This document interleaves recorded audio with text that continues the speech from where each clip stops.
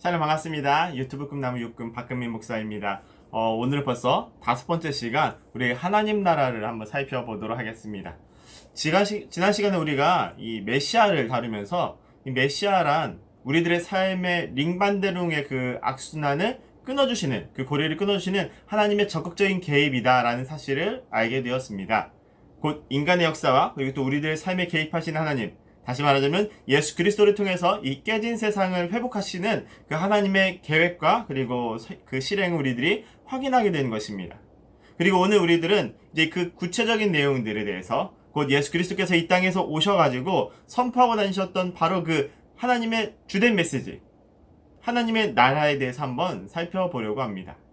먼저 하나님의 나라에서 우리가 주목해야 될 사실이 하나 있습니다. 그것은 바로 이 예수 그리스도라고 하는 분의 존재입니다.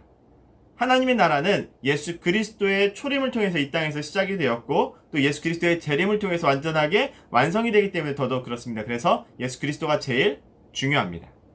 자, 그러면 여러분들은 어떤 예수 그리스도를 알고 계십니까?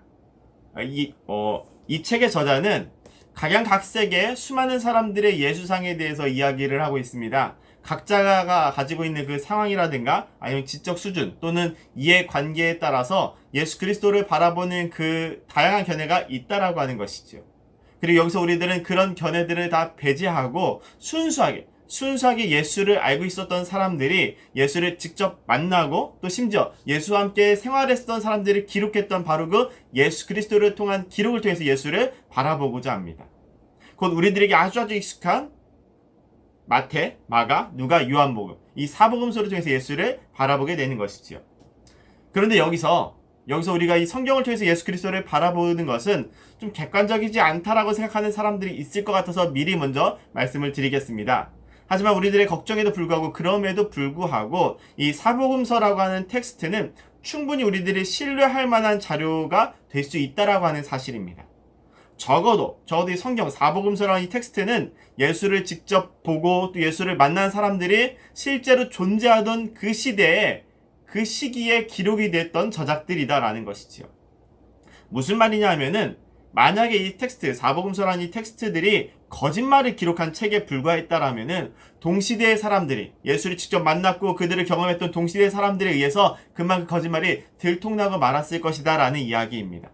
우리는 그 점을 절대로 간과해서는 안 됩니다. 적어도 예수라고 하는 인물이 이 땅에 분명히 존재했었던 인물이고 그의 가르침과 그의 행적에 대해서 그 당시에 특별한 반론이 없었다라는 것은 혹은 그 반론이 있었더라도 아주 미미했다라고 하는 것은 지지를 받지 못했다라고 하는 것은 이 내용이 사복음서에 기록된 그 내용들이 충분한 객관성을 유지하고 있다라는 것을 우리들에게 말해주고 있습니다.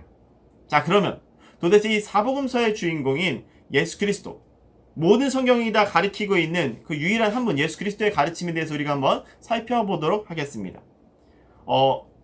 이 책이 지금 제시하고 있는 것처럼 먼저 우리가 이 마가복음을 중심으로 좀 살펴보려고 합니다.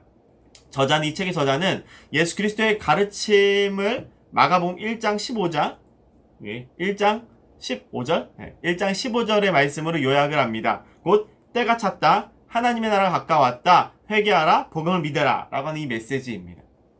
때가 찼습니다. 무슨 말입니까? 하나님께서 인간의 역사에 개입하시는 그때가 도래했다. 왔다라고 하는 뜻입니다. 아주 쉽게 풀어서 이야기하자면 메시아께서 지금 이 땅에 오셨다라는 이야기이지. 앞서 우리들은 이 메시아가 어떤 존재인지에 대해서 한번 살펴보았습니다. 그는 누구시냐? 그는 바로 하나님의 종이십니다. 곧 이 깨진 세상을 심판하시고 회복시키시는 보수하시는 분이십니다. 그래서 예수님의 지금 이 선포는 아주 중요합니다. 신호탄이 터진 것이지요. 바로 새 시대를 여는 그 신호탄이 지금 터졌습니다. 자, 그럼 우리 이어지는 두 번째 메시지도 한번 확인해 보겠습니다. 때가 찼습니다. 그랬더니 어떻게 됐습니까? 때가 찼습니다. 그랬더니 하나님의 나라가 가까이 왔다라고 선언을 합니다. 하나님의 나라가 가까이 왔습니다. 사실 이것은 아주 필연적인 일입니다. 하나님의 나라는 원래 예수 그리스도와 함께 오기 때문에 그렇습니다. 왜냐하면 하나님의 나라라고 하는 것이 바로 이 하나님께서 다스리시는 그의 나라를 뜻하는 것이기 때문에 그렇습니다. 그 나라는 하나님의 뜻이 이루어지는 나라입니다. 깨진 세상의 이 약육강식과도 같은 그런 룰이 아니라 하나님의 그 법칙, 사랑과 공의와 샬롬과 같은 그런 평화로 가득한 그런 나라, 바로 하나님의 나라입니다. 그런데 이 깨진 세상을 살아가는 사람들은 이런 하나님의 나라를 잘 상상하지 못합니다. 그래서 예수님께서 아주 다양한 방식으로 수많은 비유들을 통해서 하나님의 나라를 우리들에게 설명을 해 주셨습니다. 그리고 여기서 우리들이 바로 반드시 기억해야 될 개념이 이 하나님의 나라가 죽어서 가는 나라가 아니다라는 사실입니다. 이 책이 바로 이 점을 아주 정확하게 지적을 하고 있습니다. 많은 사람들이 하나님의 나라를 그냥 죽어서 가는 천당으로 이렇게 오해를 하고 있습니다. 성경, 특히 마태복음이 킹덤 오브 갓, 하나님의 나라를 킹덤 오브 헤븐, 그런 식으로 표현을 하고 있기 때문에 그렇습니다. 그래서 많은 사람들이 하나님의 나라를 하늘나라구나 라고 이렇게 받아들이게 되었고, 우리나라 사람, 우리들의 문화적인 사고방식의 토대 안에서 하늘나라가 곧 죽어서 가는 사후세계였기 때문에 하늘나라는 곧 하나님의 나라로 이해가 되었다라는 것이죠. 하지만 정작 이 마태복음을 쓴 이 마태는 그런 의미로 하늘나라라고 표현한 게 절대로 아니었습니다. 오히려 그는 지극히 유대교적인 사고를 가지고서 하나님을 그가 경외하고 있었기 때문에, 하나님을 경외하기 때문에 그 거룩한 이름을 감히 함부로 말할 수가 없었던 겁니다. 하나님의 나라라고 표현할 수 없었던 것이죠. 감히 하나님이라는 단어를 쓰지를 못하고, 그래서 하나님께서 거하시는 그 하늘이라고 하는 단어를 대신 차용했던 것입니다. 왜냐하면 이 마태복음이라고 하는 것, 이 성경 자체가 처음부터 유대인들을 대상으로 쓴 복음서라서 그랬습니다. 그러니까 유대인들이 봤을 때 하나님이라고 하는 것은 너무나도 경외할 수밖에 없는 단어이기 때문에 너무 부담스럽기 때문에 그 단어를 대신해서 하늘나라라고 표현했다라는 것이죠. 그리고 바로 이 킹덤 오브 헤븐이 그냥 우리들에게 번역될 때 말 그대로 하늘나라로 번역이 되어지면서 죽어서 가는 나라, 우리들이 가지고 있었던 그 사후세계에 대한 개념들 때문에 죽어서 가는 나라로 이렇게 이해를 하게 되었던 것입니다. 그래서 우리나라 사람들이 하늘나라를 하나님의 나라로 동의어로 받아들이게 되었다라는 것이지요. 하지만 누누이 말씀드리지만 하나님의 나라는 절대로 죽어서 가는 그런 나라가 아닙니다. 그 나라는 예수 그리스도를 우리가 영접함으로써 경험하게 되는 나라를 의미합니다. 여러분, 세례를 받으실 때 뭐라고 고백을 하셨습니까? 기억하십니까? 그때 그렇게 말씀하셨을 겁니다. 나는 주 예수 그리스도를 내 삶의 구주로 영접합니다 라고 고백하셨을 겁니다. 그러니까 이 말 그대로를 우리가 이해하시면 됩니다. 우리가 예수 그리스도를 주인으로, 구주로 영접해서 주인으로 모시게 되었습니다. 자, 그러면 무슨 일이 일어나게 될까요? 빛이 비치면 어둠이 사라지게 되는 것처럼 예수님을 영접하는 바로 그 순간부터 우리들은 그 즉시 하나님 나라의 백성들이 됩니다. 즉시 하나님의 나라를 살아가게 된다는 것이죠. 그래서 우리는 신약성경에 나온 수많은 이적들이 사실 그렇게 놀랍게 여겨지지가 않는 겁니다. 왜냐하면 이건 너무나도 당연한 반응이기 때문에 그렇습니다. 하나님의 통치가 지금 이 땅에서 실현이 되기 시작하는데 당연히 귀신들이 쫓겨나가게 되고, 보이지 않는 사람들이 보게 되고, 듣지 못하는 사람들이 듣게 되는 완전한 자유함을, 완전한 치유를 받게 되는 것은 너무나도 당연한 일이었다라는 겁니다. 그런 상태는 하나님 나라에 존재하지 않는 상태이기 때문에 그렇습니다. 그래서 하나님 나라에 걸맞는 모습들로 회복되는 것을 우리들이 성경에서 보게 되는 것이지요. 이처럼 예수님은 이 땅에 오셨을 때 우리들에게 이 하나님의 나라를 가시적으로, 눈을 볼 수 있도록 가시적으로, 그리고 수많은 비유들로 우리들에게 이미 가르쳐 주셨습니다. 그러니까 하나님의 나라를 죽어서 가는 곳으로 생각하는 사람들은 이 기독교의 정수를, 핵심 중 핵심을 모르는 사람입니다. 우리의 하나님의 나라는 바로 이 현재성에 있기 때문에 그렇습니다. 하지만 그럼에도 불구하고 하나님의 나라는 아직 다 오지는 않은 상태입니다. 그래서 우리는 지금 이 상태, 이 현 상황을 already but not yet이라고들 정리해서 말합니다. 하나님 나라가 이미 이 땅에 왔지만 아직 다 오지 않았다라는 것이죠. 더 쉽게 표현한다면은 하나님 나라는 예수 그리스도의 초림으로 인해서 이 땅에 오게 되었고, 심판주로 오신 예수 그리스도의 재림으로 말미암아 이 땅에 완전하게 도래하게 될 것입니다. 그래서 우리들은 지금 이 하나님의 나라가 이 땅에서 완성돼 가고 있는 그 과정을 살고 있다라고 표현할 수 있습니다. 자, 그러면 이 과정 속에서 우리라고 하는 각각의 개인들은 도대체 어떤 의미가 있을까요? 바로 여기서 저자는 겨자씨 비유를 꺼내고 있습니다. 겨자씨 비유를 한번 생각해 보라는 겁니다. 하나님 나라가 어떤 나라입니까? 예수님께서 이렇게 설명하셨습니다. 그 나라는 그 어떤 씨앗보다도 작은 겨자씨와도 같은 나라입니다. 그래서 처음에는 되게 별 볼 일 없어 보이지만 어느 순간에 그 작았던 겨자씨가 새들이 막 깃들어 들어올 정도로 크게 자라나 있는 것처럼 그것을 우리들이 보게 될 것이다 라는 것이죠. 그와 같이 우리들 역시 처음에는 아주 작은 겨자씨들에 불과하겠지만 하나님께서 우리들에게 보여주신 바로 그 방식, 그 방법들을 생각해 보게 된다면은 그가 아브라함이라고 하는 작은 겨자씨와도 같은 사람을 통해서 이 놀라운 구원의 섭리를 우리들에게 보여주신 것처럼 우리들을 통해서 얼마나 크고 놀라운 그분의 나라를 이루실지를 우리가 쉽게 상상해 볼 수 있습니다. 자, 그러니까 기대하시기 바랍니다. 하나님이 여러분들을, 하나님이 나를 지금 주목하고 계십니다. 역설적이게도 우리가 너무나도 보잘것없는 존재이기 때문에 마치 겨자씨와 같은 사람들에 불과하기 때문에 하나님께서 지금 우리들을 주목하고 계십니다. 우리가 너무나도 이 하나님의 나라와 닮아있기 때문이지요. 그러니 그 일들을 우리가 감당할 수 있었으면 좋겠습니다. 너무나도 큰 사람, 너무 막 큰 교회를 세우려고 하지 마시고 겨자씨처럼 작은 일들에 순종하며 그 일들을 감당하며 살기를 바랍니다. 예수님이 그러셨던 것처럼요. 예수님 역시 팔레스타인이라고 하는 그 작은 지역을 벗어나지 않으셨습니다. 그러나 복음은 전 세계를 향하게 되었습니다. 이와 같이 이곳저곳에 막 뿌려지는 그 겨자씨들이 하나님의 나라의 완성을 앞당기게 될 줄로 믿습니다. 그리고 바로 여기서 우리들이 기억해야 될 사실이 하나 더 있습니다. 그것은 바로 이 겨자씨 비유와 함께 등장하고 있는 가라지 비유입니다. 여러분, 가라지 비유도 존재한다는 것을 기억하시기 바랍니다. 가라지가 있습니다. 추수 때까지, 심판 때까지 알곡같이 막 자라가지고 전혀 티가 나지 않았던 그런 가라지들이 있습니다. 예수님을 믿고 또 복음을 전한다라고 그럴듯하게 속이던 사람들, 혹은 어쩌면 스스로도 속았을지도 모르는 그런 사람들이 존재한다는 겁니다. 그래서 되게 많이 힘드셨을 겁니다. 악인들이 막 승승장구하는 모습을 보면서 도대체 하나님의 공의는 정의는 어디에 있느냐라고 한탄했을지도 모르겠습니다. 하지만 그러나 추수 때가 되게 되면, 심판날이 오게 되면은 재림주로 오시는 예수 그리스도께서 그들을 모두 다 묶어서 불태워버리실 겁니다. 그리고 그분의 밀만을 그분의 곳간으로 옮기실 겁니다. 그러니 그 약속을, 그 소망을 명심하시기를 바랍니다. 그리고 이 소망을 가지고서 우리들이 죽어서 가는 그런 하나님의 나라가 아니라 지금 이 땅에 도래하게 될 완전한 그 하나님 나라를 이룰 수 있는 그 역사의 주인공들이 되시기를, 하나님과 함께 하나님의 통치에 믿음으로 반응할 수 있는 그런 백성들이 되시기를 주님의 이름으로 간절히 축원합니다. 자, 그럼 우리 첫 번째 질문을 함께 나눠보도록 하겠습니다. 첫 번째 질문입니다. 지금까지 예수 하면 어떤 이미지가 떠올랐습니까? 저는 사실 이런 질문이 가장 어렵습니다. 많은 분들도 그러시겠지만 저 역시 모태신앙으로 자랐기 때문에 자연스럽게 이렇게 습득하게 된 예수 그리스도에 대한 이미지들이 있습니다. 일단 친숙하게 느껴지고요. 또 따뜻한 느낌들, 성령 체험을 한 다음부터는 그분의 속죄에 대한 이런 감사라든가 예수 그리스도의 희생에 대한 그런 감격 같은 이미지들이 있습니다.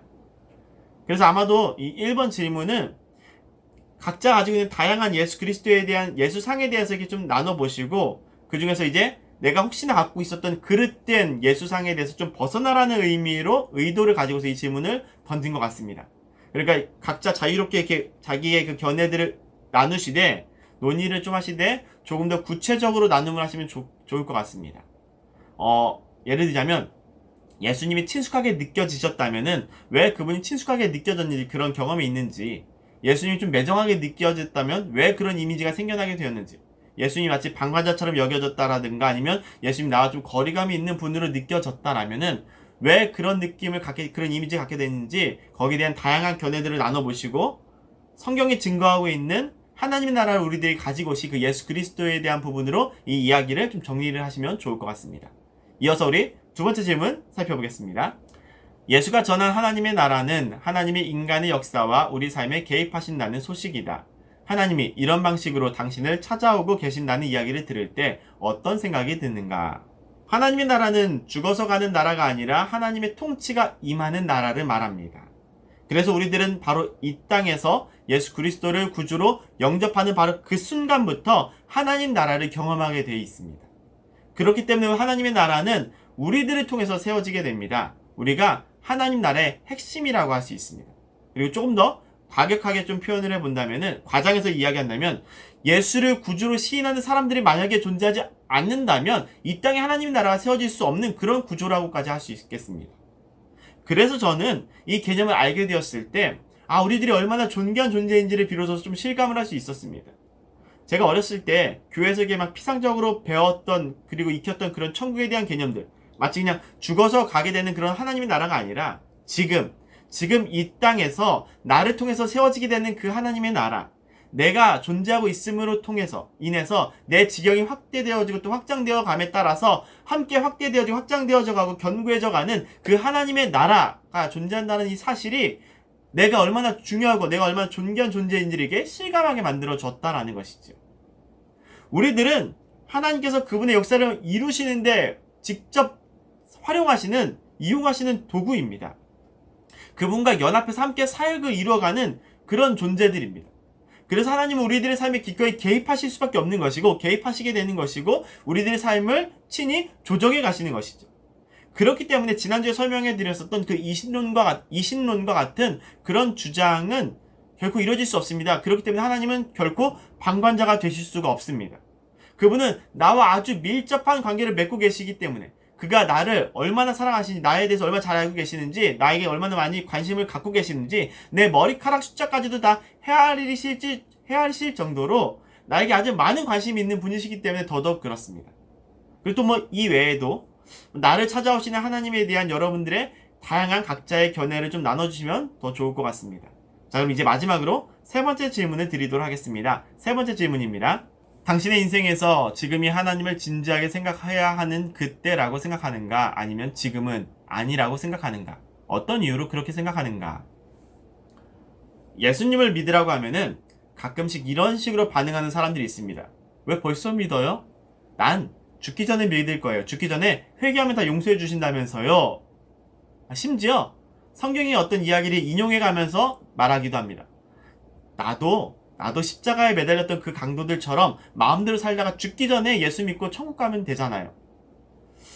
어쩌면 이 영상을 보고 계시는 분들 중에서도 이런 발칙한 생각을 한번 해보셨을지도 모르겠습니다. 전형적인 너희가 하나님도 모르고 성경도 모르니 이렇게 말하는 노다가 떠오르는 상상력이지요. 한번 생각해 보시기 바랍니다. 일단 이 이야기에 가장 먼저 되는 오해가 무엇입니까? 바로 하나님의 나라를 죽어서 가는 나라로 이해하고 있다라는 점입니다. 죽어서도 내가 편하게 살 수 있는 곳을 천국이라고 생각을 하게 되니까 마치 믿음을 죽기 전에 들어야 되는 그런 보험 정도로 생각하게 되는 것이죠. 그리고 믿음을 이렇게 보험으로 생각을 하게 되니까 가장 좋은 보험료의 납부 형태는 제일 적게 납입을 하고 가장 많은 보상금을 받는 형태로 나타날 수밖에 없는 겁니다. 하지만 앞서 말씀드렸던 것처럼 하나님의 나라는 죽어서 가는 그런 곳이 아니라 이 땅에서 이미 실현된 나라라는 사실을 우리들은 기억을 해야 됩니다. 그러니까 이런 형태의 말이 왜 나올 수 있었는지를 한번 생각해 보셔야 됩니다. 도대체 이런 말에 나올 수 있는 그 근거가 어디 있었을까요? 어떻게 이런 말이 나올 수 있었을까요? 바로 우리들, 나 때문에 그렇다라는 것을 명심하셔야 된다는 것이죠. 첫째는 우리가 하나님의 나라를 잘못 알고 있기 때문에 그런 것이고, 둘째는 그래서 그 하나님 나라를 제대로 우리가 누리지 못하고 있기 때문에 많은 사람들이 이런 오해를 하게 된다라는 것입니다. 여러분, 지금 계속 우리가 이렇게 온라인으로 예배를 좀 드리고 있는데, 온라인 예배를 여러분들은 어떻게 드리고들 계십니까? 처음에는 다들 이렇게 마음을 잘 정돈하고 준비하고 밖에서 우리 교회에 모여서 예배 드렸던 것처럼 오프라인에서 예배 드릴 때와 똑같이 경건하게 예배를 드리기 위해서 되게 많은 노력을 하셨을 겁니다. 심지어 어떤 분들은 양복을 이렇게 꺼내 입었다라는 그런 이야기를 제가 전해 들은 적도 있습니다. 하지만 지금처럼 온라인 예배가 이제 막 익숙해진 지금 여러분들은 주일에 어떤 식으로 온라인 예배를 드리고 계십니까? 양복은 고사하고 머리도 감지 않아서 부스스한 모습으로 혹은 늘어난 면티에 잠옷 바지를 입고 계시지는 않으셨습니까? 만약 그렇다면 이런 모습이 비단 온라인 예배로 전환이 되었기 때문에 생겨나는 일에 불과한 것일까요? 그렇지는 않습니다. 지금 예배를 드리는 태도가 심각하게 변질되는 분들이 계실 겁니다. 그렇다면은 그런 분들이 있다면 그분들은 평소에 내가 어떤 마음가짐으로 오프라인에서 예배를 드렸는지를 한번 생각해 보실 필요가 있습니다. 여러분, 비신자들은 바보가 아닙니다. 그들이 모를 거라고 생각하지 마시기 바랍니다. 특히 군인교회일수록 더 그렇습니다. 군인교회에 나오는 용사들의 대부분들이 다 비신자들입니다. 평생을 살면서 처음으로 다니게 된 교회가 이 군인교회인 경우들이 대부분입니다. 어쨌든 그런 식으로 이게 약간의 호기심을 가지고서 교회에 오게 되었습니다. 그런데 교회에 와봤더니, 교회라고 하는 곳에 와봤더니까 예배가 상당히 형편없습니다. 어떤 놈들은, 표현이 좀 죄송합니다, 어떤 놈들은 엎어져서 막 자고 있고, 또 어떤 놈들은 핸드폰으로 게임을 합니다.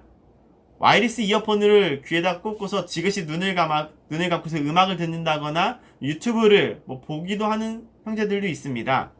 제가 예배를 드릴 때마다 종종 여러분들이 좀 불편하시더라도 그런 싫은 소리를 하게 된 이유가 바로 여기에 있습니다. 그런 태도를 계속해서 방관하게 되면은 처음 교회에 나오는 사람들이 마치 교회에서 원래 그래도 되는 것처럼 그렇게 알게 되기 때문에 그렇습니다. 가끔 어떤 분들은 그래도 교회에 나와서 엎어져 자더라도 교회에 나와서 자는 게 어디냐고, 그렇게 엎어져 있어도 설교 듣고 복음 듣고 그러다가 회심하게 되고 마음밭에 그래도 복음의 씨앗이 들어가지 않겠느냐라고도 하시지만, 저는 사실 그런 경우는 거의 없다라고 보는 사람 중에 하나입니다. 오히려 저는 그런 태도들을 방치하는 것이 전형적인 악화가 양화를 구축하는 태도라고 확신하는 사람 중에 하나입니다. 가만두면 안 되는 겁니다, 여러분. 그건.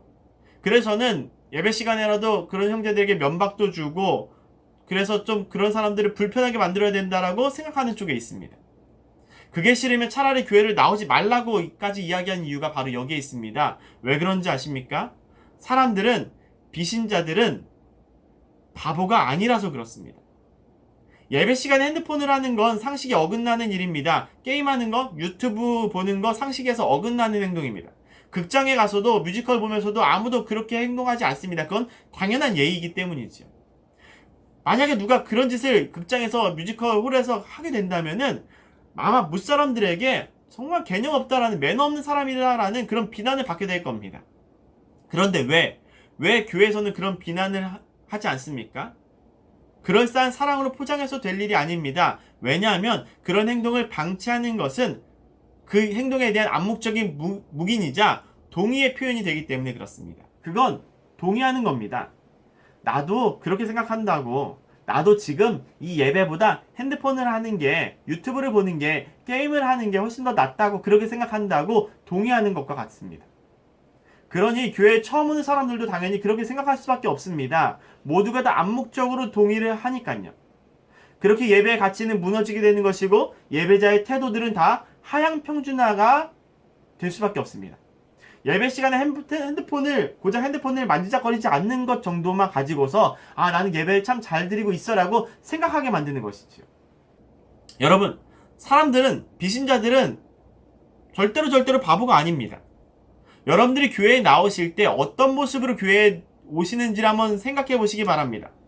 많은 사람들이 그다지 기쁘지 않은 모습으로 예배당에 이렇게 들어오게 됩니다. 입장을 합니다. 아침부터 싸우고 오셔서 그러셨는지는 몰라도 사람들이 바보가 아닙니다, 여러분. 다 티가 나게 돼 있습니다. 누구는 주말 끼고서 이번에 캠핑장을 간다는데, 야구장에 놀러 간다는데, 어디 놀러 간다는데, 나는 기독교인이라서 오늘도 이렇게 어쩔 수 없이 교회에 나와야 되는구나 라면서 되게 세상을 잃은 표정으로 교회에 와서 앉아 계시는 그런 분들이 있습니다. 원래 우리가 주일에 모이게 된 이유는 예수 그리스도께서 부활하신 날이 주일이기 때문에 그리스도의 부활을 기념하면서 그리스도의 승리를 축하하는 의미로 주일에 모이게 되었는데, 그런데 그런 기쁨과 그런 즐거움은 어느새 싹 다 온데간데 없이 사라져버리고 그냥 패배자의 멍에만 지금 남아있는 그런 느낌입니다. 주님은 주일날 우리들이 교회에 나오게 된다는 그 이유 하나만으로 막 폴짝폴짝 뛰면서 나오기를 기대하고 계셨을 텐데, 바라셨을 텐데, 정작 우리들의 발걸음은 설교 시간에만 도착하면 되는 걸로 그렇게 만들어버렸습니다.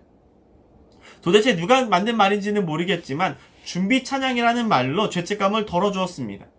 아직 예배가 시작되기 전이라서 몸 푸는 시간으로 이해하는 사람들이 많아졌습니다.